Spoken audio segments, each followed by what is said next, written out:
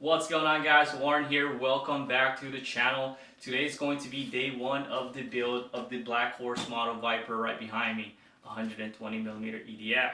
So today we got a box that came from DreamWorks RC down in Daytona, Florida. I've ordered a bunch of Savox servos from them, and there's a total of 8 of them in here. So pretty much picked out the Savox servos. Going with the SV1261 or 1260, beginning with the 1260. So for these servos, I'm going to put them on the elevators, ailerons, rudder, and then the nose steering. So at 7 volts, it pushes out 166 ounces, and then at 8 volts, 208. So plenty of torque for those control surfaces for this jet. And then for the flaps, we went with the Savox 1261. I know there's 2 of them in here because I ordered them. Yep, here it is, 1261. So these servos are going to go on the flaps. Looking at 7 volts at 277 ounces, and then 8.4 volts at 347. So now that we have all of our servos, let's go ahead and get started with this build, beginning with the servo installations on the wing.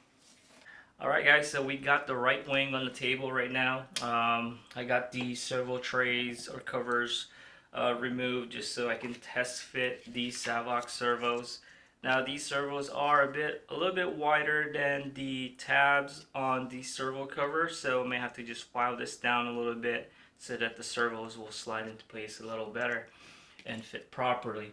I did went ahead and get started with zeroing out these servo arms so that I can have it installed into the wing. So I'm going to show you guys how it looks like when I'm done with that. Alright, so I completed one of the servo tray covers. I basically just sanded down both sides of the tabs and I try to keep it as equal as possible. So now the Savox SV1260 I should say, fits right in place.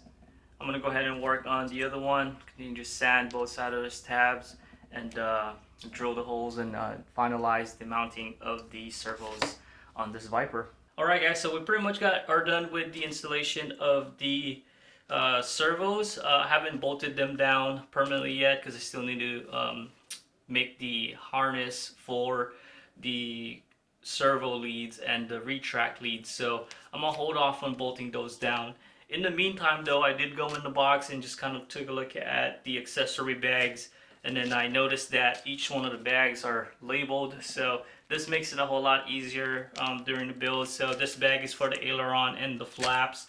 You got one for a tail section, and then another bag of accessories and hardware for the retracts. So for this next process, the flaps there's 2 that are installed already on the flaps and on the aileron, but they are not glued into place. So there are 2, but you need to install 3 total. So in the accessory bag, there's 2 different sizes. So the longer pin hinge goes to the flaps, and then the shorter one goes to the aileron. So what I'm going to do before I install these pin hinges is that I'm going to put a drop of oil right on the pivot point, so that way any high sol or epoxy that I use, if it does kind of bleed over or ooze over, then it does go into the hinges, it won't harden and bind the hinge together. So I'm going to go ahead and get started with test fitting the pin hinges on the flaps and on the ailerons to make sure that I have proper movement, and then we'll mix up some high sol and install these in place. So I'll see you guys on that next process.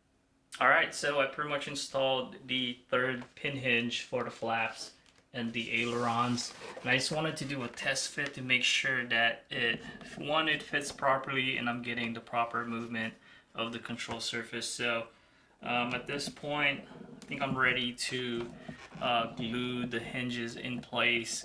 Now I thought about using 15-minute epoxy on this process, but I think I might do high sol instead. I'm gonna install the pin hinges or glue them in place from the wing side first, let that cure overnight, and then tomorrow morning I will glue the pin hinges on the control surfaces itself. So I'm gonna go ahead and get that prepped up, ready to go, and I'll show you guys when I'm done with it.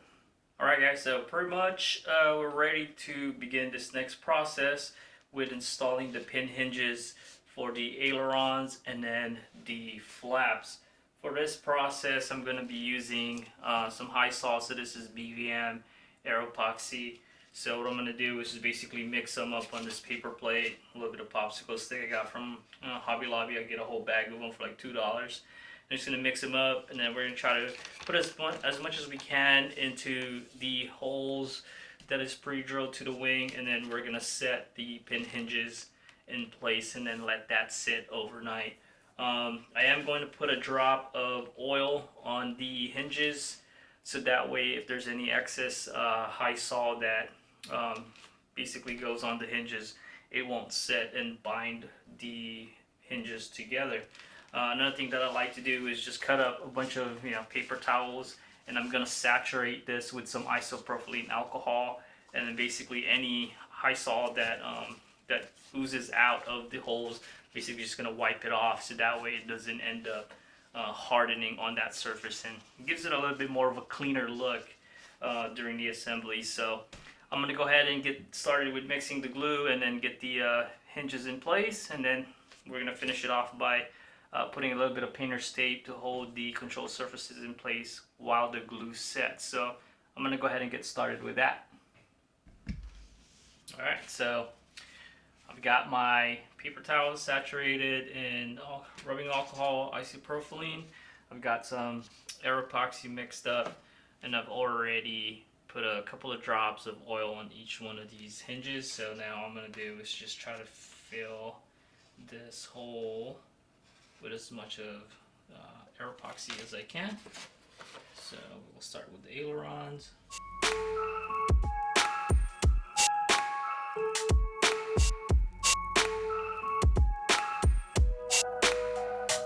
Alright, so now this is where your paper towel comes in handy. So try to wipe in one direction, flip it over or fold it over. That way you're not rubbing the same surface area with already glue on it. So now I can just go ahead and slide these pin hinges. We could actually put a little bit of glue on this too, just to make sure. Never have too much glue on this thing, in my opinion. Last thing you want is these hinges coming undone. Alright.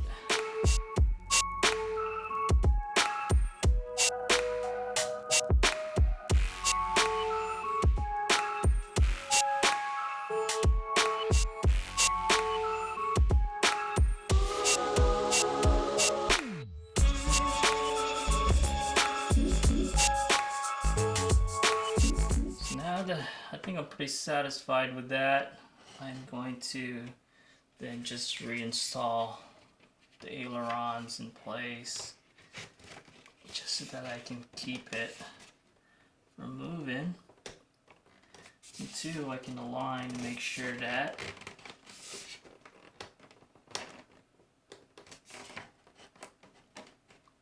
the pins will actually move correctly. So that looks pretty good to me. Now I'm gonna take a little bit of painter's tape just to hold it in place while the glue sets. So we'll do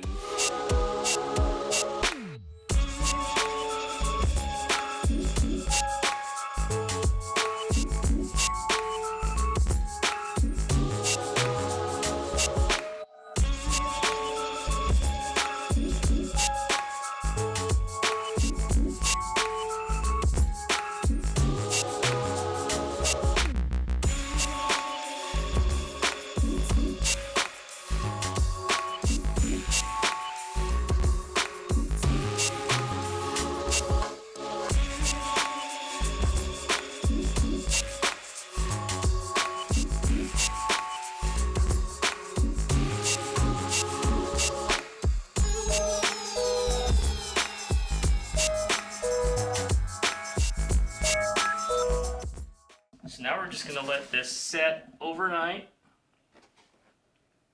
and then we'll go back tomorrow morning and glue the control surface end. I may actually just stand it up like this as it sets overnight, so some of that glue will kind of run down just a little bit. so they're not just filling into the compartment inside the wing. So yeah, I'm pretty much satisfied with this. We'll come back tomorrow morning and clean this up a little bit. So I'm gonna actually wipe this down.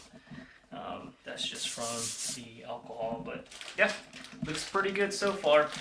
Alright, so now that we've allowed the high sol to cure for 24 hours, we've got full range of motion to the control surfaces for the flaps and the ailerons, and they are pretty set in place now. So the next step on this process is to cut out the slots where these fiberglass control arms are going to be high soled in place. And just kind of looking at the flap control surface here, it's hard to see on camera, but there is a slot that is cut out under the covering on this position and then that spot, so which leads me to believe that you can orientate the flap servo whether you want it to be facing inboard or you want it to be facing outboard. I think for this build I'm going to keep it inboard just so that the control arm is more so in, as close to the center of the control surface as possible. And then for the aileron, hard to see again, with the lighting, but there is a cutout right here for the aileron. So I'm going to go ahead and get started with cutting these out and then mixing up some high sol, and then we're going to roughly sand out the surface on both sides of this fiberglass control arm, and that just so that the glue has a more roughed up area to bond to instead of this smooth glass finish on this fiberglass. So I'm gonna get started with that and show you guys how it turns out. Alright guys, so now that we've allowed the high sol to fully cure on the control horns for the control surfaces, we're going to move on with assembling the ball links and the push rod that comes with the kit. So in our accessory bag, it's going to be 4 of the, looks like M3 threaded push rods,